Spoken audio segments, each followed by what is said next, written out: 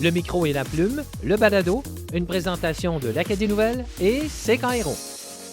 Bienvenue à ce nouveau balado, 5e édition, le micro et la plume. Michel Jacob en compagnie de François Gravel. Bonjour François. Bonjour Michel, un plaisir renouvelé de te retrouver, ainsi que nos auditeurs qui nous écoutent toujours en plus grand nombre. Il n'y a pas que le Parti libéral du Canada, Michel, qui a causé la surprise en remontant dans les sondages d'une façon spectaculaire. Le balado, le micro et la plume étonne aussi par sa popularité. Beaucoup de gens, il semble qu'on ont le goût qu'on leur parle de politique dans ce médium, un format peut-être un peu plus léger, un peu moins sérieux qu'un éditorial, par exemple dans l'Acadie Nouvelle ou une interview à la télévision, à la radio. Alors, merci à tous ceux et celles qui nous écoutent religieusement. Nous espérons que vous avez autant de plaisir à écouter ce balado que nous en avons eu à le préparer et le produire. Et c'est parti, tu as mis la table, il sera question de politique et d'élections fédérales. Allons-y, lançons-nous, on parle de la campagne. Nous n'avons pas eu à réfléchir très longtemps, Michel et moi, pour trouver un sujet de balado cette semaine. Et oui, nous sommes en campagne électorale. Il faut élire nos députés avec un gros nuage au-dessus de nous. Et je parle bien sûr de la menace de Donald Trump. C'est une campagne électorale pas comme les autres. Ça ne va pas se gagner, Michel, à coup de promesses de baisse d'impôts, de nouveaux programmes sociaux ou de construction de routes et de ponts. C'est une élection historique. Et je me disais, Michel, que ça nous ferait un bon sujet de balado. Allons-y.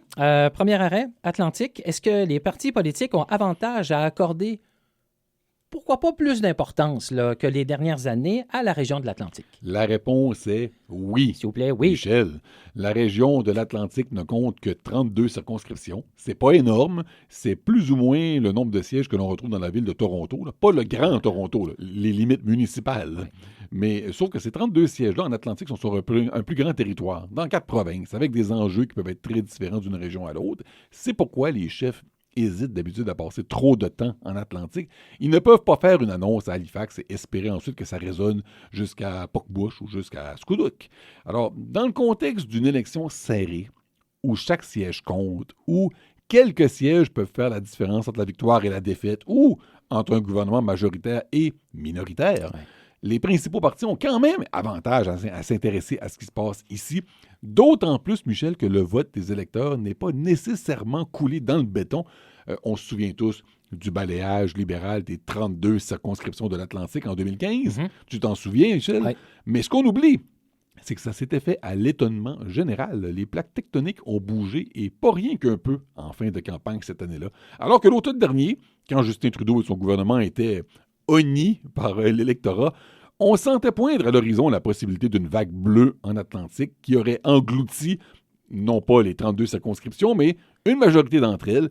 Bien sûr, tout a changé à la suite de l'élection de Donald Trump, de la démission de Justin Trudeau, de l'annonce de l'élimination de la taxe sur le carbone, et tout pourrait changer à nouveau d'ici la fin de la campagne électorale. Et là, on va essayer de mettre de côté la fameuse question de l'urne. On va voir un peu peut-être au Nouveau-Brunswick est-ce que ça peut aussi bouger au Nouveau-Brunswick, comme ça a peut-être bougé lors de la dernière élection? Encore une fois, la réponse est oui, Michel.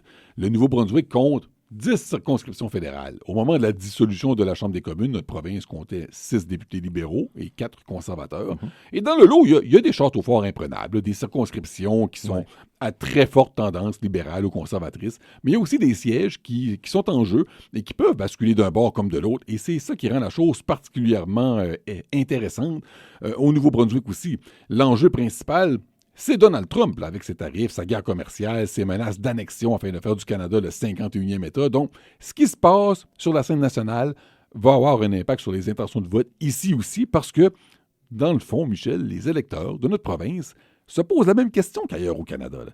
Qui est la bonne personne pour parler en notre nom, pour négocier, pour nous défendre contre le gouvernement américain hostile, qui vient d'ailleurs, dans les dernières heures, d'imposer des tarifs sur l'automobile. Et il y en aura d'autres. Alors, à travers tout ça, il y a aussi des enjeux locaux qui vont avoir aussi un impact sur le vote. Alors, j'appelle ça, moi, des enjeux sous-marins. À la surface de l'eau, tout est tranquille, tout va bien, mais on n'en parle pas dans les émissions spéciales, dans les conférences de presse, avec le libéral Mark Carney, le conservateur Pierre Poilievre, le néo-démocrate Jagmeet Singh et le bloquiste Yves-François Blanchet. Mais ces enjeux-là existent quand même sous l'eau, même si on ne les voit pas, et parfois, ils ont pour conséquence de résulter un résultat électoral que personne n'a vu venir. Partons maintenant à la rencontre des circonscriptions à surveiller. Tu les as divisées en groupes, à commencer par celles que l'on pourrait qualifier, comme tu as dit tout à l'heure, de châteaux-forts. Et plus particulièrement les châteaux-forts libéraux. Je te disais plus tôt, Michel, que si Justin Trudeau était resté en poste, il y avait la possibilité qu'une vague bleue déferle sur les provinces de l'Atlantique. C'était parti, là. Mais je connais au moins 2 circonscriptions qui auraient quand même résisté, selon toute vraisemblance, au raz-de-marée. Je parle bien sûr de Beauséjour et d'Acadie Bathurst. Oui, tout est possible. Des surprises peuvent survenir, mais si Pierre Poilievre ou Jack Mincing réussissent à faire élire un député conservateur ou néo-démocrate dans une de ces 2 circonscriptions, je pense, Michel, que ça va justifier qu'on enregistre en catastrophe le soir même une édition spéciale d'urgence de notre balado, le micro et la plume. Je te rassure, je pense que tu vas pouvoir rester au lit ce soir-là. Ça n'arrivera pas. Les députés libéraux, Serge Cormier et Dominique Leblanc, pourraient faire campagne à partir de leur salon et je pense que leur chance de gagner resterait très bonne.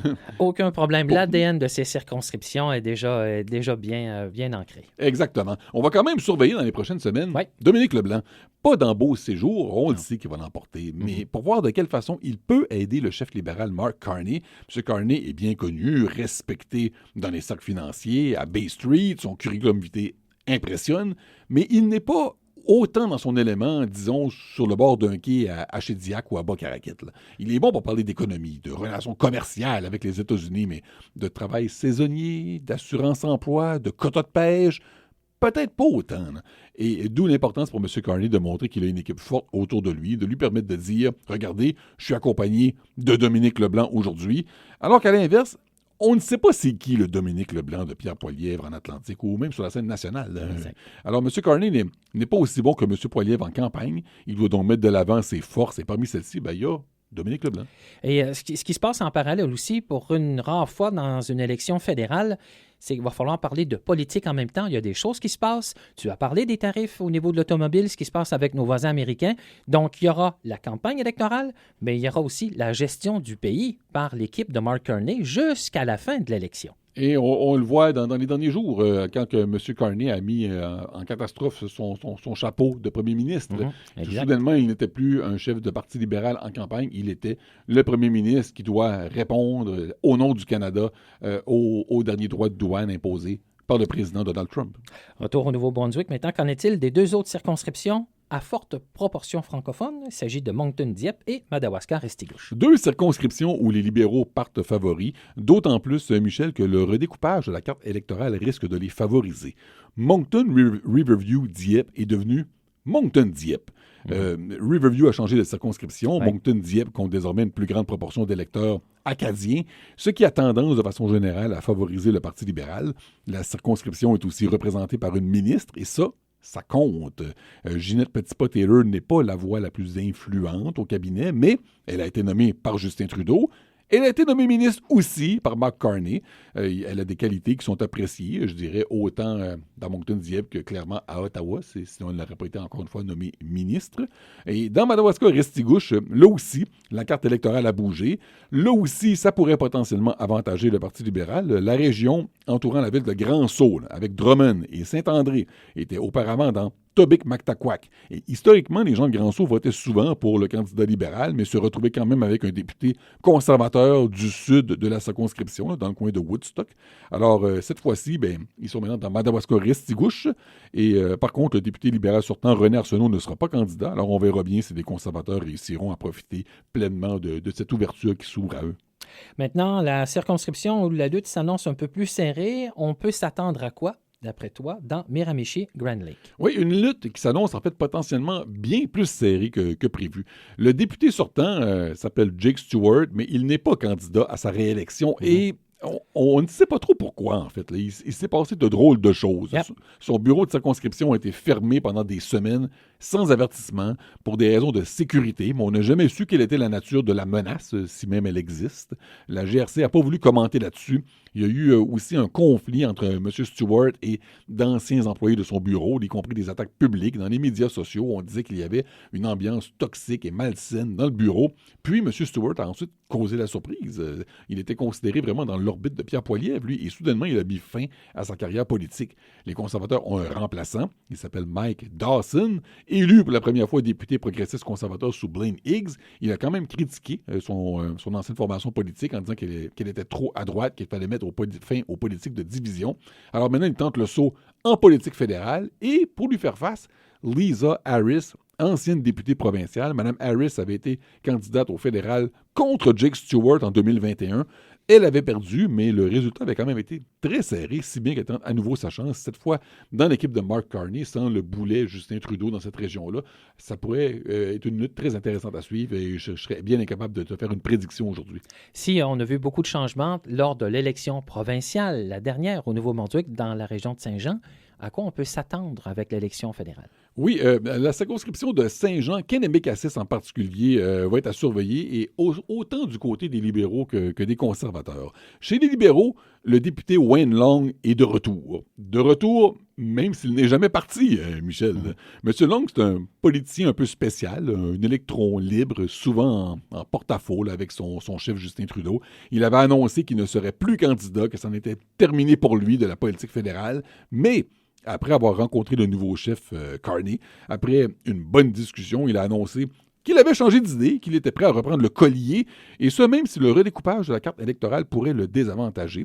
Il fait face maintenant à la conservatrice Melissa Young, et le ciel bleu est très ennuagé chez les conservateurs dans cette région-là. La nomination de Mme Young a été controversée parce que sa candidature a été téléguidée par le bureau de Pierre Poilievre. Il y avait déjà une course à l'investiture qui mettait aux prises 4 candidats, y compris une personnalité bien connue dans la région, Lisa Keenan, qui préparait sa campagne à l'investiture depuis plus d'1 an. Alors, de voir l'équipe Poilievre arriver avec ses gros sabots, imposer sa candidate, ça n'a pas fait plaisir à tout le monde. La présidente de l'association de circonscription a claqué la porte, Michel, donc ça brasse dans une circonscription où chaque vote compte. Pourtant, le chef a beau avoir sous la main ce qu'il considère être sa meilleure candidature. S'il se met à dos de l'équipe sur le terrain, qui fait le porte-à-porte, qui fait les téléphones, qui plante les pancartes, eh bien, il se tire dans le pied. C'est un peu ce que les conservateurs ont fait dans ce cas-ci. Et il reste à voir maintenant l'impact que ça va avoir sur le vote. Et ça, personne ne peut le prédire. Vous écoutez Le Micro et la Plume, le balado. On continue, élection fédérale. Nouveau-Brunswick, François, tu t'intéresses aussi à la lutte dans la circonscription de Fredericton-Oromocto. Fredericton-Oromocto, c'est une circonscription de tendance conservatrice, mais qui nous réserve souvent des surprises. Souviens-toi de Jenica Atwin, devenue en 2019 la première députée du Parti vert, élue au fédéral à l'extérieur de la Colombie-Britannique. Elle est ensuite devenue transfuge libérale et a réussi à se faire réélire, mais de justesse la dernière fois. Cette fois-ci, elle n'est plus candidate. Après des années à subir du harcèlement, en particulier dans les médias sociaux, elle a décidé qu'elle en avait assez. Il y avait 3 candidats libéraux à l'investiture dans Fredericton et l'un d'entre eux a obtenu un appui que je qualifierais d'étonnant, Michel. L'appui de la première ministre du Nouveau-Brunswick, Susan Holt. Il s'agit du musicien David Miles. Et Mme Holt explique le connaître depuis toujours. Sa famille est très proche de la sienne. Leurs enfants ont le même âge. Bref, elle lui a donné ce qu'elle qualifie d'un appui personnel et non pas un appui politique ou organisationnel de la première ministre. Mais, détail encore plus intéressant, Mme Holt a appuyé M. Miles et non pas une autre candidate, Tyler Randall, qui est pourtant l'épouse de l'un de ses ministres, le ministre du Développement économique, Luke Randall.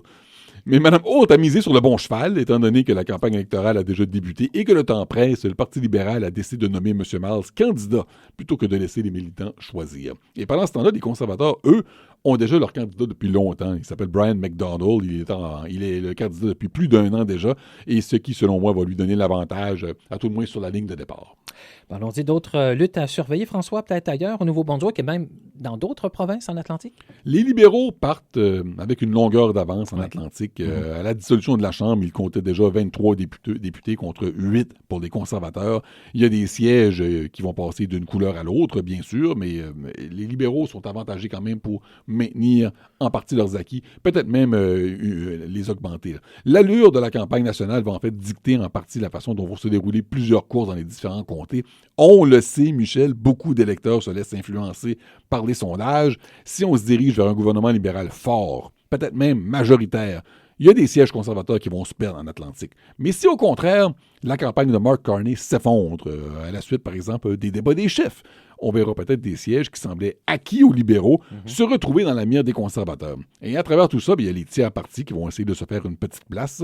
Je ne veux pas être prophète de malheur, Michel. Les campagnes électorales comptent. Si elles ne servaient à rien, on n'en ferait pas. Mais dans une campagne où la question de l'urne se résume à un prénom, Donald, et à un nom de famille, Trump, je ne vois pas comment les tiers partis vont réussir une percée. On pourrait d'ailleurs en parler un peu avec le NPD, le Parti vert, un petit peu à l'échelle nationale.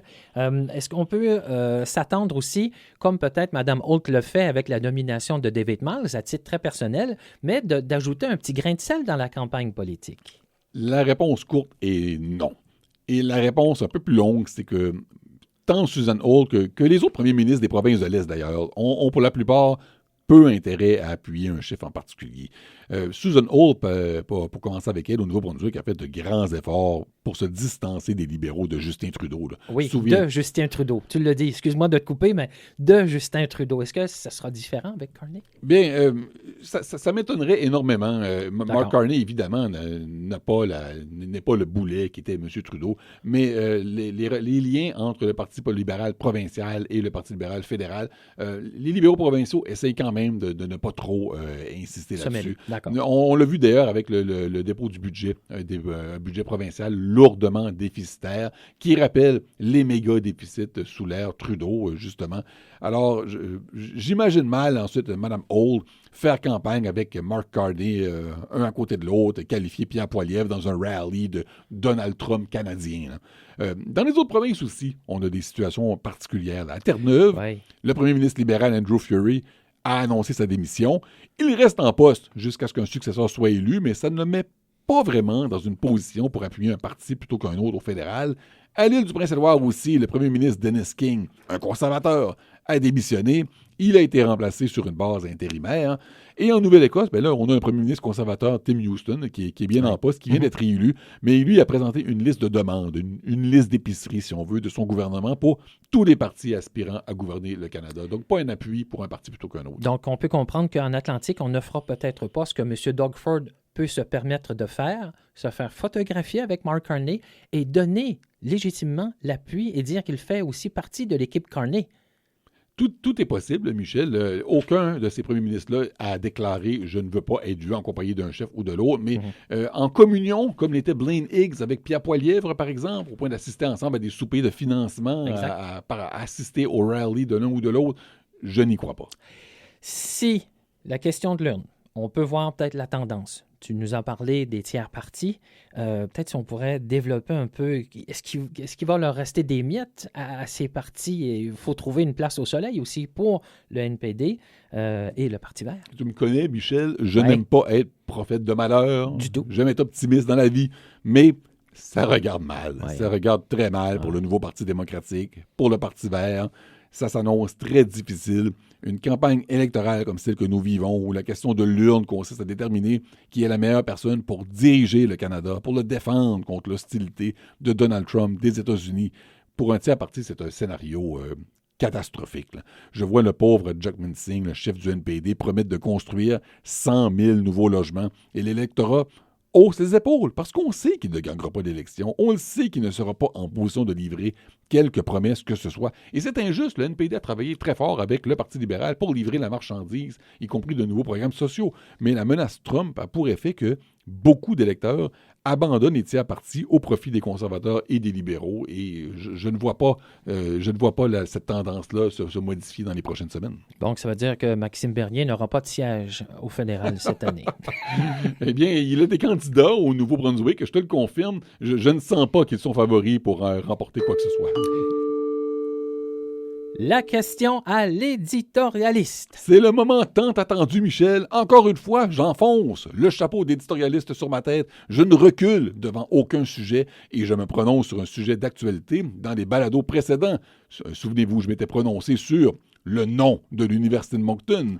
Est-ce que je me suis prononcé aussi à savoir, est-ce que Mark Carney peut avoir le dessus sur Pierre Poilievre dans une campagne électorale? Alors, le moment tant attendu est arrivé, Michel. Je t'écoute. Nos auditeurs t'écoutent. Pose la question à l'éditorialiste. François, que doit faire Pierre Poilievre pour réussir une percée conservatrice au Nouveau-Brunswick et dans les provinces de l'Atlantique? Il doit faire, Michel, quelque chose qui est extrêmement difficile pour lui. Je dirais même contre nature. Il doit adoucir son image. Le principal problème de Pierre Poilievre, c'est qu'il ne fait pas seulement peur aux libéraux, aux néo-démocrates et aux Verts.